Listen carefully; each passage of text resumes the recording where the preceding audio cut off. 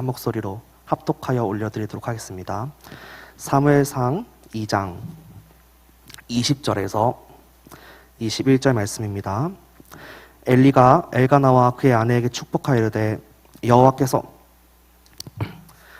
이 여인으로 말미암아 내게 다른 후사를 주사 이가 여호와께 간구하여 얻어 바친 아들을 대신하게 하시기를 원하노라 했더니 그들이 자기 집으로 돌아가매 여호와께서 한나를 돌보시사 그로 하여금 임신하여 세 아들과 두 딸을 낳게 하셨고 아이 사무엘은 여호와 앞에서 자라니라.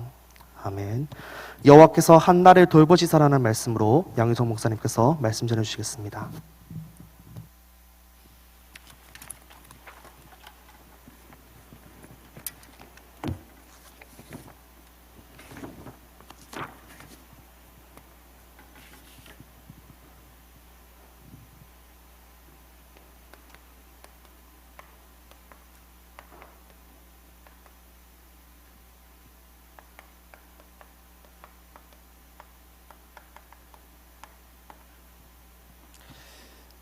예, 우리 옆에 사람과 함께 인사하도록 하겠습니다.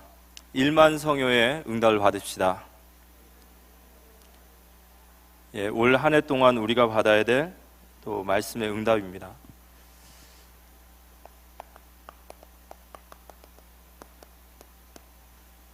예레미야 33장 1절에서 3절의 말씀을 올 한 해 저희들이 받았는데요.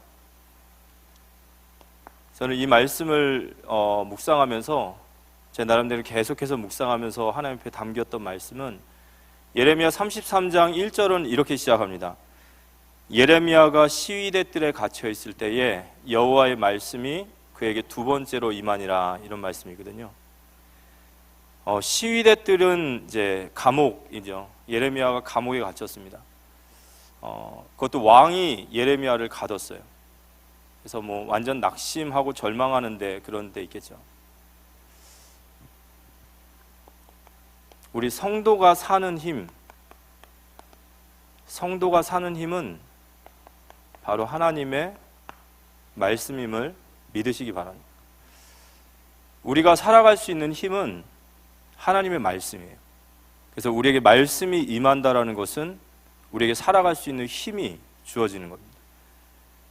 그래서 성도가 사는 힘은 바로 하나님의 말씀입니다. 그래서 하나님께서 그 시대의 절망 가운데 있는 예레미야에게 말씀을 주시는 거예요. 일을 행하시는 여호와, 그 일을 만들고 그 일을 지어 성취하시는 여호와, 그 이름을 여호와라는 이가 이와 같이 말하노라. 너는 내게 부르짖으라 그랬어요.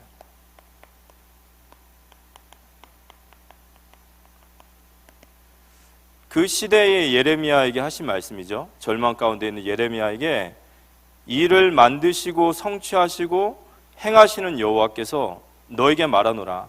너는 내게 부르짖으라. 기도하라는 거죠. 너는 내게 부르짖으라. 너는 내게 부르짖으라 라는 말은 기도해라 라는 이 의미도 있지만 예레미야에게 하신 말씀이라는 거죠. 그럼 오늘도 우리에게 하나님은 말씀을 주실 줄 믿으시기 바랍니다. 너는 내게 부르짖으라 그랬어요. 내가 내게 응답하겠고 네가 알지 못하는 크고 은밀한 일을 내게 보이리라 그랬습니다. 그 말을 듣고 예레미야가 이 말씀을 따라서 순종하고 나아갈 때 예레미야 33장 6절의 말씀이 성취되어지는 거죠. 예레미야에게 말씀이 임했습니다. 예레미야야, 너는 내게 부르짖으라. 내가 내게 응답하겠고 네가 알지 못하는 크고 은밀한 일을 내게 보이리라 하셨던 말씀을 예레미야가 딱 붙잡고 부르짖기 시작하는 거죠. 그 말씀에 순종하고 그 말씀을 실현하고 나아갈 때 33장 6절에 보라, 내가 이 성읍을 치료하여 낫게 하리라. 하나님의 말씀이 우리에게 임하시기를 기도하시기 바랍니다. 어떤 상황 속에 있을지라도, 우리가 아무리 사망의 음침한 골짜기에 있을지라도 하나님의 말씀이 임하면 우리 성도는 승리하게 될 줄 믿으시기 바랍니다. 그 말씀이 나에게 적용되어져야 돼요. 그 말은 말씀을 내 인생에 해석하는 것으로 끝내는 것이 아니라 그걸 믿음으로 붙잡고 나아갈 때 그때 하나님의 역사가 일어나는 거예요. 우리가 말씀 잘 받았습니다 하지만 믿음으로 그 말씀에 반응하지 않고 또 낙심하고 좌절하고 포기하면 그 말씀은 우리에게 성취되지 않는 겁니다. 그래서 그 말씀을 따라갈 때 하나님은 예레미야에게 말씀에 성취하셨듯이 오늘도 하나님 우리에게 말씀하시기 원하십니다. 그럼 우리는 그 말씀을 붙잡고 우리가 하나님 앞에 반응하고 하나님 앞에 나아가야 할 우리의 순종과 믿음의 실천이 시작되어지시기를 예수님의 이름으로 기도합니다. 이번 한 주간에 1만 성여의 하나님 말씀하시면서 보너스를 받은 사람 한나에 대한 말씀을 우리에게 주셨습니다. 저희들이 조금 이 본문의 말씀과 또 한나의 말씀을 조금 더 묵상하면서 또 주일 강단을 좀 더 깊게 봤으면 좋겠는데요. 이 한나라고 하는 이 여인의 시대는 사사시대예요. 우리가 한나의 기도와 한나의 응답을 알기 위해서 그 한나의 시대를 이해하는 것이 굉장히 중요합니다. 이 사사시대의 가장 대표적인 특징이 뭐냐면 사사기 21장 25절입니다. 사사기가 어떤 시대냐? 그때 이스라엘의 왕이 없으므로 사람이 각기 자기의 소견에 옳은 대로 행하였더라. 이 우리가 사사기를 보면은 이스라엘이 계속해서 재앙 가운데서 계속 주변국들의 약탈을 당하고 전쟁이 끊기지 않고 진짜 백성들의 비명소리가 그쳐지질 않아요. 이 재앙 시대가 왜 시작됐냐? 그리고 이 사사시대의 특징이 뭐냐? 그때의 이스라엘의 왕이 없으므로 각기 자기의 옳은 소견대로 한다는 거예요. 무슨 말이냐면요, 하나님의 말씀을 버린 시대예요. 하나님의 말씀을 버린 시대예요. 하나님이 내 인생의 말씀이 나의 기준 되지 않고 내가 옳은 대로, 내 뜻대로, 자기 중심적으로 우리 원하는 대로 막 그렇게 살아가던 시대죠. 그 시대를 보고 사사기 시대라고 합니다. 이 사사기 시대에 한나라는 여인인데 이 여인이 엘가나라고 하는 남편을 데리고 같이 살고 있죠. 근데 이 엘가나의 가문이 있는데요. 사무엘상 1장 1절에 보면 에브라임 산지 라마다임 소빔에 에브라임 사람 엘가나라 하는 사람이 있었으니 그는 여로함의 아들이요 엘리우의 손자요 도후의 증손이요 숲의 현손이더라. 그런데 이 엘가나라고 하는 이 사람의 가문을 보면은 역대상 6장 33절에서 38절에 보면 이 사람의 가문은 레위 지파의 고핫 자손이에요. 특별히 이 가문은 찬양을 담당하던 가문이에요. 그러니까 레위 지파는 하나님의 성소를 지키는 제사장 지파고 성소를 맡는 사람이죠. 신정 국가에서 이 정도 가문이면 상당히 괜찮은 가문이에요. 아주 믿음 있는 가문이에요. 레위 자손. 그런데 사무엘상 1장 2절에 보면 그에게 두 아내가 있었으니 한 사람의 이름은 한나요 한 사람의 이름은 분인나라. 분인나에게는 자식이 있고 한나에게는 자식이 없었더라. 이렇게 나와 있어요. 레위 지파의 사람이에요. 하나님의 성소와 하나님의 말씀을 맡은 자인데 그에게 두 아내가 있더라. 이렇게 나와 있어요. 첩이 있는 거예요.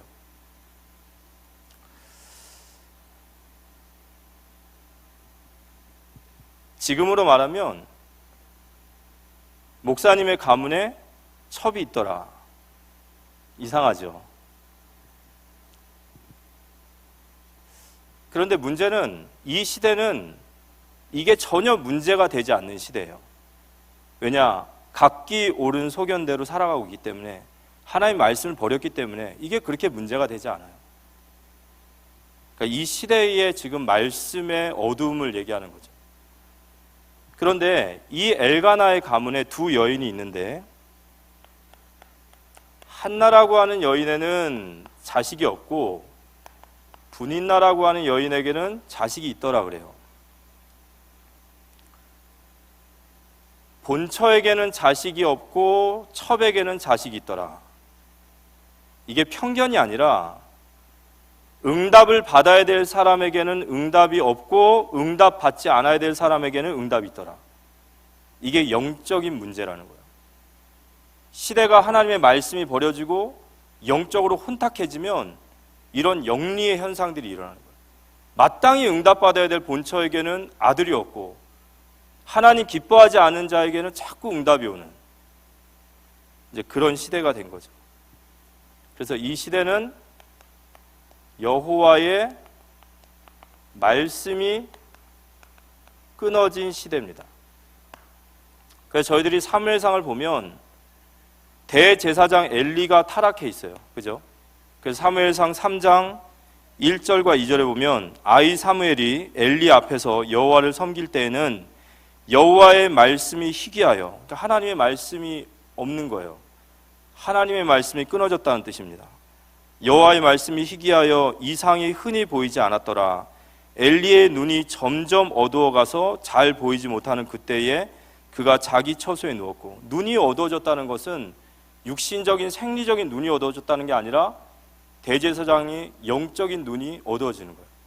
그러니까 그 시대에 하나님의 말씀을 전달해야 될 대제사장의 영적 눈이 어두워져 있으니까 그 시대가 얼마나 어둡겠습니까? 그리고 그 제사장의 두 아들은 저희들이 잘 알다시피 사무엘상 2장 17절에 두 아들은 여호와의 제사를 멸시해요. 온갖 악행을 다 저지르고 하나님을 두려워하지 않고, 우리가 사무엘상을 보면요, 재밌는 부분이 사무엘상 6장에 보면은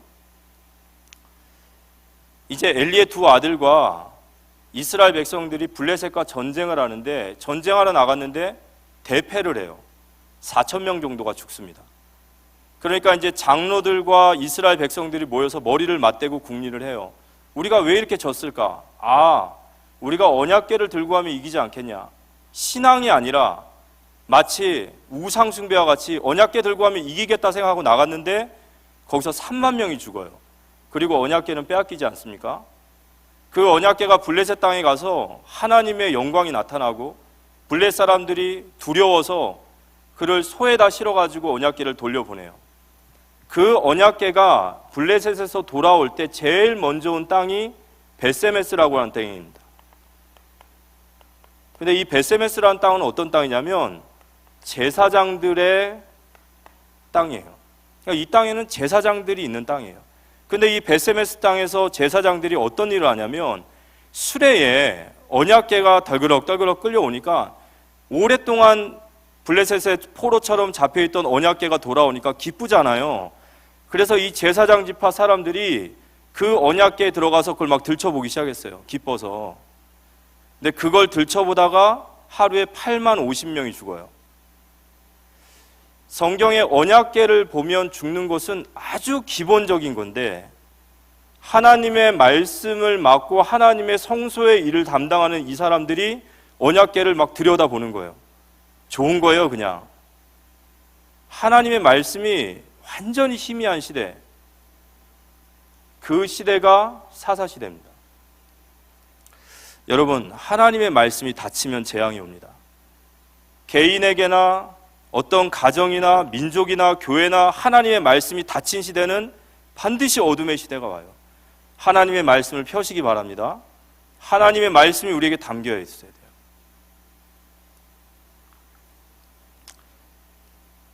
그래서 아모스서 8장 11절에 보면 주 여호와의 말씀이니라.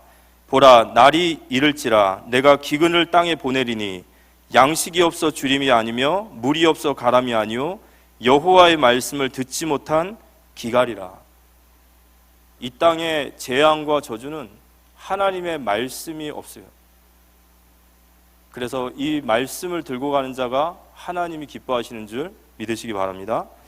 두 번째는 여호와께서 한나를 돌보시사. 오늘 우리 본문 21절의 말씀인데요. 이 한나는 마음이 슬픈 여자예요. 사무엘상 1장 15절에 보면 한나가 대답하여 이르되 내 주여 그렇지 아니하니이다. 나는 마음이 슬픈 여자라. 포도주나 독주를 마신 것이 아니요 여호와 앞에 내 심정을 통한 것뿐이오니. 마음이 슬픈 여자예요. 왜 마음이 슬프냐? 한나에게는 자녀가 없어요.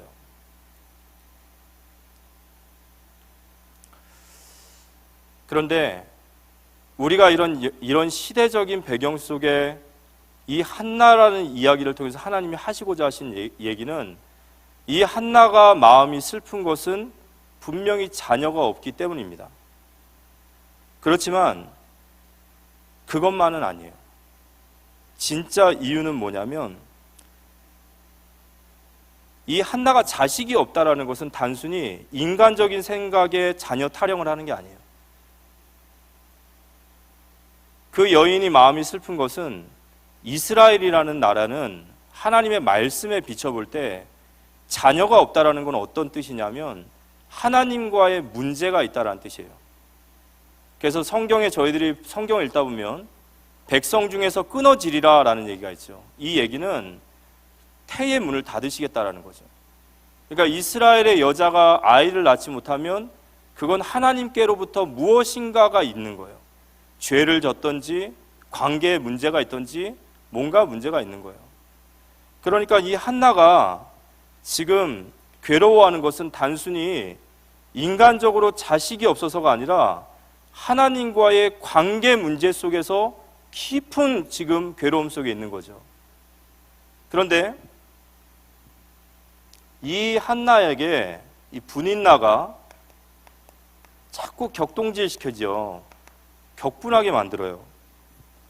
사무엘상 1장 6절에서 7절에 보면 여호와께서 그에게 임신하게 하지 못하게 하심으로 그의 적수인 분인나가 그를 심히 격분하게 하여 괴롭게 하더라. 매년 한나가 여호와의 집에 올라갈 때마다 남편이 그같이 하매 분인나가 그를 격분시키므로 그가 울고 먹지 아니하니라. 이 분인나가 첩이잖아요. 그런데 이 본처인 한나를 계속 격분하게, 계속 격동질하는 거예요. 근데 저희들이 생각했을 때 좀 이상하지 않습니까? 왜냐? 아무리 첩이 자식을 낳는다 해도 어떻게 본처를 이렇게까지 격분시킬 수 있냐? 우리 생각할 수 있죠. 근데 왜 그럴 수 있냐면 바로 이것 때문에 그런 거예요.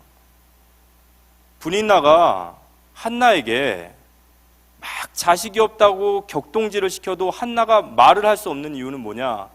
이스라엘이 가지고 있는 인식, 자식이 없다라는 것은 이 한나에게 뭔가 하나님과의 문제가 있지 않겠냐라는 거죠. 그러니까 얘기하는 거죠.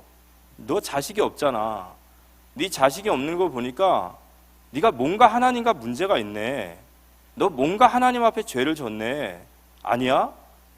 그런데 한나는 너무너무 억울하지만 말을 못하는 거예요. 왜요? 자식이 없으니까 말을 못하는 거죠.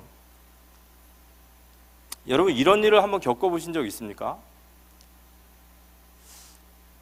나 자신은 하나님 앞에서 신앙생활을 잘 하려고 애를 써요. 믿음을 가지고 살려고 애를 쓰는데, 근데 자꾸 가정에 문제가 터지는 거예요. 자꾸 자녀에게 막 문제가 터져요. 막 질병이 오기도 하고, 막 이런저런 경제적 문제가 터지고, 계속 문제가 터지니까 참 안타깝게 그걸 보면서 이런 얘기를 하는 거예요. 뭐가 있지 않겠어? 저 가정에 저런 일이 터지는 거 보니까 저 뭐 하나님과 뭐 있네. 그런데 그런 얘기를 들어도 말할 수가 없는 거예요. 왜냐? 사실이니까.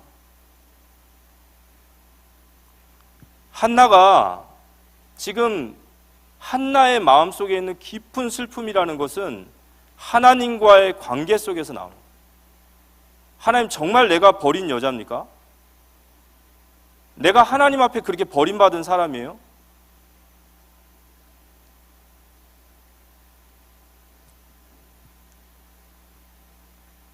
우리가 이럴 때가 딱 되면은 나를 핍박하는 사람보다 누가 더 원망되는 줄 아십니까?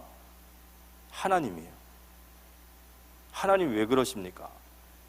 하나님 도대체 왜 그러세요? 이 한나가 그런 거예요. 하나님 진짜 내가 버림받은 여자입니까?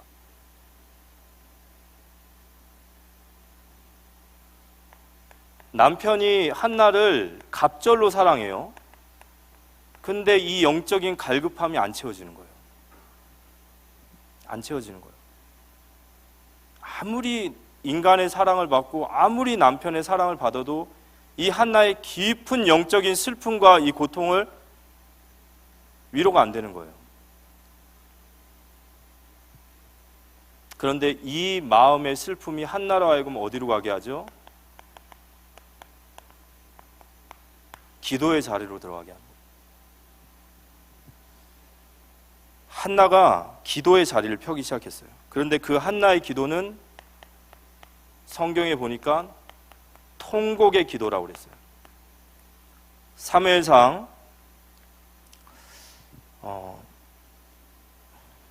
사무엘상 1장 10절에 보면 한나가 마음이 괴로워서 여호와께 기도하고 통곡하여 통곡의 기도를 하기 시작해요. 진짜 자신의 전 존재를 걸고 기도하기 시작했습니다. 이 하나님과의 영적 갈등을 더 이상 참을 수가 없는 거예요. 성전에 뛰쳐 들어가서 하나님 앞에 자신의 존재를 걸고 기도하는 거예요. 하나님 진짜로 나를 버린 여자입니까? 하나님 저에게 자식을 주십시오. 저에게 자녀를 주십시오. 제가 하나님 앞에 버림받지 않았다라는 증거로 하나님 내게 자녀를 주십시오. 통곡하며 기도하기 시작했어요. 여러분, 기도는 닫힌 문을 여는 길인 줄 믿으시기 바랍니다. 우리가 하나님 앞에 기도할 때는 내가 기도하는 것 같지만 하나님이 기도의 자리로 이끄신 거예요. 이 한나의 고통과 슬픔은 어디서 끝납니까? 기도의 자리에서 끝나게 돼 있어요. 믿으시기 바랍니다. 마태복음 7장 7절에서 9절에 구하라 그리하면 너희에게 주실 것이요 찾으라 그리하면 찾아낼 것이요 문을 두드리라 그리하면 너희에게 열릴 것이니 구하는 이마다 받을 것이요 찾는 이는 찾아낼 것이요 두드리는 이에게는 열릴 것이니라. 예레미야 33장 3절에 너는 내게 부르짖으라 내가 내게 응답하겠고 내가 알지 못하는 크고 은밀한 일을 내게 보이리라. 우리 사랑하는 성도님들 기도하시기 바랍니다. 하나님이 우리의 깊은 슬픔과 고통 속에 우리가 성경에서도 잘 알듯이 여호와께서 한나의 태를 막으셨어요. 그 속에는 하나님의 크고 깊으신 뜻이 있는 줄 믿으시기 바랍니다. 기도의 자리에 나아갈 때 하나님께서 그 기도에 응답하시는 거예요. 예레미야 29장 11절 13절에 보면 여호와의 말씀이니라 너희를 향한 나의 생각을 내가 아나니 평안이요 재앙이 아니니라 너희에게 미래와 희망을 주는 것이니라 너희가 내게 부르짖으며 내게 와서 기도하면 내가 너희들의 기도를 들을 것이요 너희가 온 마음으로 나를 구하면 나를 찾을 것이요 나를 만나리라.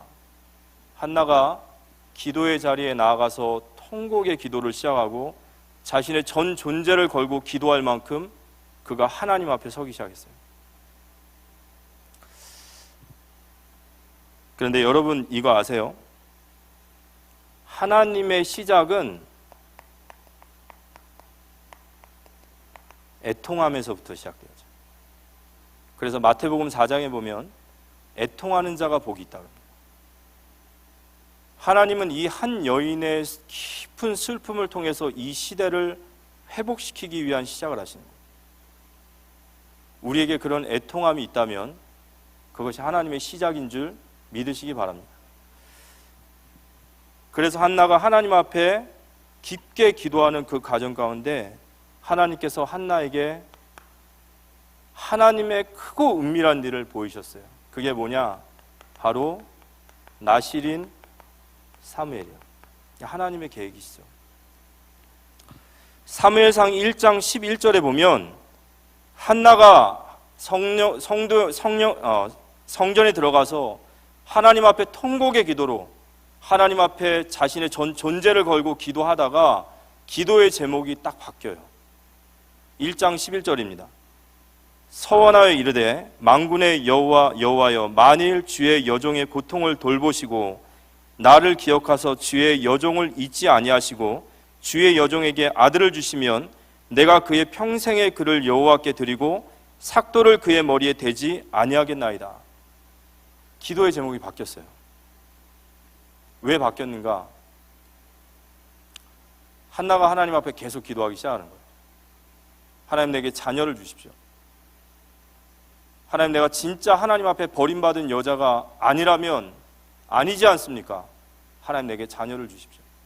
계속해서 하나님 앞에 기도하고 나아가는데 하나님의 음성이 들리는 거예요. 성경에는 없습니다. 이렇게 얘기하셨을 것 같아요. 한나야, 너 왜 그렇게 우느냐? 하나님, 몰라서 그래요? 제가 얼마나 마음이 슬픈 줄 아세요? 하나님, 왜 내 마음을 모르십니까? 하나님, 저에게 자식을 주십시오. 자녀를 주시면 되지 않습니까? 그때 하나님 얘기하시는 거예요. 한나야, 너도 자녀가 없어서 그렇게 네 마음이 힘들고 네 마음이 그렇게 허탈하냐? 나도 그래. 아니, 하나님이 왜요? 내가 이 어두운 시대에 내 말을 온전히 전할 제사장 하나가 없단다. 사무엘상 2장 24절에 보면 여호와께서 말씀하신 충실한 제사장, 그 말을 한나가 듣게 된 거예요. 사무엘상 1장 15절에 보면 여호와께서 나와 심정이 통했다라는 말이 있어요. 가슴이 심정이 딱 통한 거예요. 한나가 대답하여 이르되 내 주여 그렇지 아니하나이다. 나는 마음이 슬픈 여자라. 포도주나 독주를 마신 것이 아니요 여호와 앞에서 내 심정이 통한 것이라. 기도의 자리에서 하나님과 마음이 딱 통한 거예요. 하나님이 한나에게 그 시대의 하나님의 크고 은밀한 일을 보이신 거예요. 그때 하나님이 이제 한나가 알게 된 거예요. 아, 그러면 하나님, 저에게 자식을 주십시오. 제게 자녀를 주시면 이 아이를 하나님께 나실인으로 드리겠습니다. 기도의 자리에서 하나님과 심정이 통하는 시작되어지시기를 기도합니다. 여기까지 하나님 우리를 이끄시는 거죠.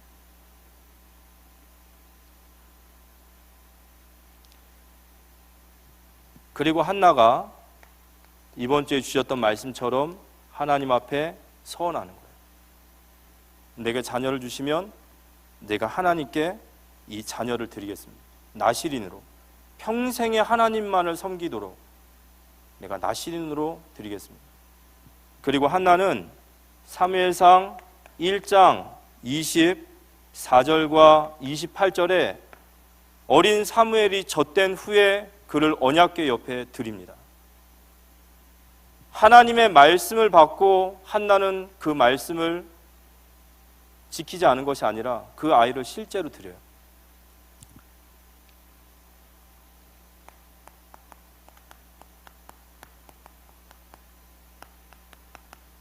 그리고 하나님은 한나에게 보너스를 주셨어요.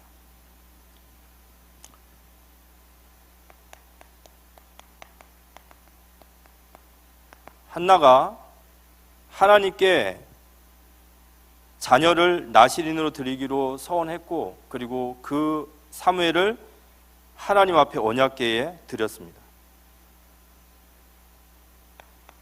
그리고 하나님께서 이런 말씀하세요. 하나님께서 한나를 돌보시사라는 말씀. 오늘 사무엘상 2장 21절에 보면 여호와께서 한나를 돌보시사 그로 하여금 임신하여 세 아들과 두 딸을 낳게 하셨고 아이 사무엘은 여호와 앞에서 자라니라.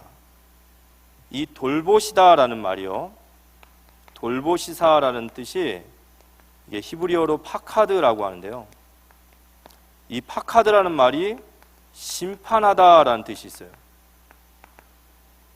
하나님이 한나를 심판하다, 이 말이 좀 이상하죠.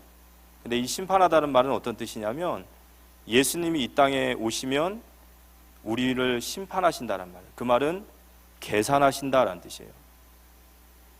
하나님이 한나에게 계산하셨어요. 한나는 하나님의 뜻을 알고 이 어두운 시대에 하나님의 빛을 밝힐 제사장으로 그 사무엘을 하나님께 드린 거예요. 자발적으로 드린 겁니다. 하지만 사실 엄연히 따지면 한나의 기쁨을 하나님이 뺏어간 거예요. 사무엘이 자라는 동안에 그 어린 시절부터 얼마나 귀하게 낳은 자식이에요, 그죠? 근데 그 아이를 옆에 끼고 있으면 너무 좋겠지만 그 아이를 하나님이 뺏어가신 거예요. 그런데 하나님은 한나에게 사무엘을 뺏어가신 것 같지만 입을 닦으시는 하나님이 아니라 아들 셋과 딸 둘, 5배로 하나님은 계산하셨습니다. 그리고 그 사무엘을 한 시대의 최고의 지도자로 세우셨어요.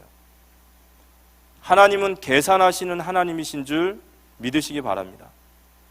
우리가 지금 당장 눈에 뭐가 보이지 않고 지금 당장 우리 눈에 뭔가 잡혀지지 않더라도 우리는 그 계산하시는 하나님을 믿어야 됩니다. 믿음이라는 것은 하나님의 성품을 믿는 거예요. 공의로우신 재판장 되신 하나님께서 이 모든 것을 다 알고 계시고 지금 나의 헌신과 중심을 계산하고 계신다.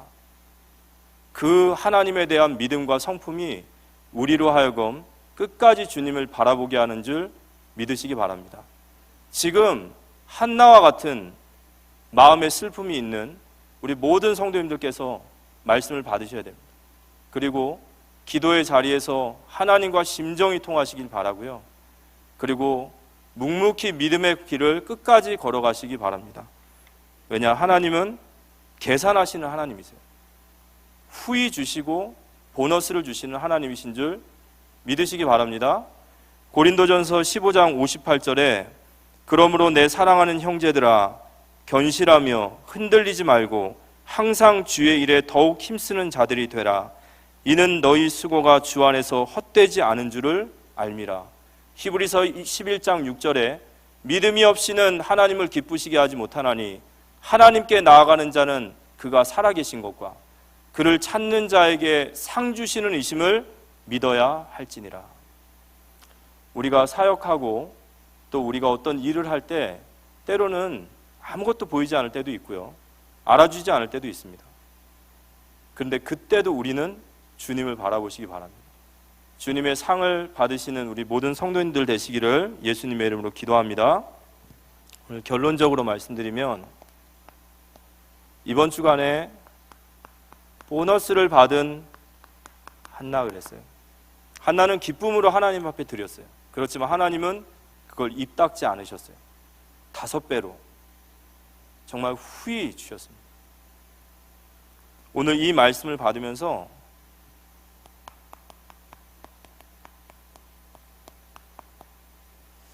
하나님의 새로운 시작은 이 한 여인의 슬픔에서부터 시작됐어요. 만약 한나가 자녀가 없는 아픔을 겪지 못했다면 하나님의 이 말을 깊게 이해할 수 없는 거예요. 이 한 여인의 슬픔과 하나님의 시대의 하나님의 슬픔이 연결되어 있음을 믿으시기 바랍니다.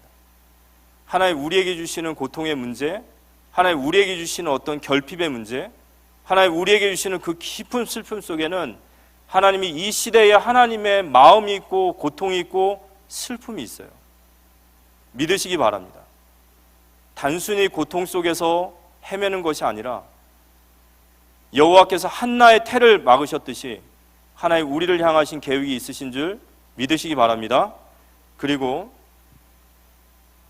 이 여인의 슬픈 고통과 이 문제, 이 아픔은 결국 기도의 자리에서 끝났어요. 그래서 우리가 정말로 하나님 앞에서 이번 주 주셨던 말씀처럼 깊은 기도 속에서 누구에게 말할 수 없는 슬픈 깊은 이 아픔을 하나님의 절대적인 주권과 계획을 붙잡고 내 전 존재를 걸고 주님 앞에 기도하기 시작하십시오. 그때 하나님과 심정이 통하는 말씀을 받으셔야 돼요. 그리고 하나님은 한나를 돌보셨습니다. 계산하시는 하나님. 하나님은 계산하시는 하나님이십니다. 그래서 우리는 이 계산하시는 하나님을 믿어야 됩니다. 이걸 놓치지 마시기 바랍니다. 이걸 딱 믿음으로 굳게 붙들고, 우리 하나님 아버지는 계산하시는 하나님이시고 지금 나의 모든 헌신과 중심과 그리고 나의 믿음을 알고 계신다. 거기에 흔들리지만 않는다면 우리는 이 시대에 하나님의 소원을 이루는 주역이 될 줄 믿으시기 바랍니다. 오늘 어떤 중직자 부부 되시는 분이 우리 교회예요. 이름 밝혀도 되지만 어떤 한 1년 정도 전에 영접을 하신 분의 회사에서 이렇게 다시 좀 말씀을 전해달라 그래서 그 회사를 가게 됐습니다. 그래서 이제 회사에 이제 뭐 개업 예배는 아니지만 회사 이전 예배로 해서 예배를 드려서 이제 말씀을 준비하고 갔는데, 예배를 딱 시작하려고 하니까 이제 이 분이, 말씀 받으시는 분이 제가 물어봤어요. 1년 전에 이제 말씀 받고 지금 이제 또 만났는데 혹시 예배하고 계십니까? 그랬더니 예배를 드리는데 좀 예배가 종류가 달라서요, 이런 얘기를 해요. 그래서 무슨 예배 종류가 다르죠? 그랬더니 저는 예배가 아니라 미사여서요, 이런 얘기를 하는 겁니다. 이분이 주일학교 출신이고 그리고 좀 교회에서 상처받고 나와서 다시 영접하고 왔는데, 이 미사를 드린다는 건 천주교를 가고 있는 거잖아요. 근데 이제 왜 천주교를 가냐 그랬더니 교회에서 많은 상처를 받았고 교회 사람들의 안 좋은 모습들, 이런저런 모습들을 보면서 자기는 교회보다 천주교가 훨씬 더 맞아서 거기를 갔다. 그래서 이제 개업 얘기 전에 이분에게 나름대로 계속해서 말씀을 전했어요. 교회가 어떤 곳이고 이런저런. 결론은 이분은 교회를 다니면서 진짜 올바른 복음을 한 번도 들어보지 못하신 거고, 정말 구원은 받았지만 완전 어린아이와 같은 신앙인 거죠. 뭐가 뭔지도 모르는 거예요. 분별력도 없어서 교회가 뭔지 천주교가 뭔지.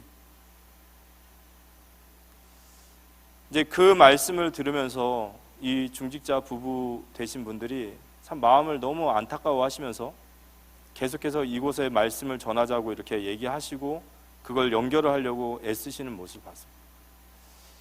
우리 현장에 가면 그런 사람들이 너무 많죠. 복음 몰라서 죽어가는 영혼도 너무 많고, 교회에 다니지만 실제로 제대로 된 한 번도 말씀 제대로 듣지 못해서 교회가 뭔지 뭐가 뭔지 모르는 참 그런 사람들도 많습니다. 그런 현장에 우리가 마음의 애통함을 갖고 나아가는 것이 하나님께 드리는 것이고, 하나님 그 모든 것들을 계산하시는 하나님이신 줄 믿으시기 바랍니다. 현장에 대한 애통함을 가지고 정말 현장에 가서 복음 증거하고 그 한 영혼 한 영혼들을 복음으로 살리려고 하는 그런 모든 수고와 노력들, 지금 우리 교회에서 진행되고 있는 상담사 자격증, 그런 모든 것들을 통해서 우리가 다시 한번 복음 앞에, 복음 전파 앞에 서고 거기에 헌신하는 모든 것들 주님이 아시고 우리의 모든 삶에 하나님께서 계산하여 주실 줄 믿으시기 바랍니다.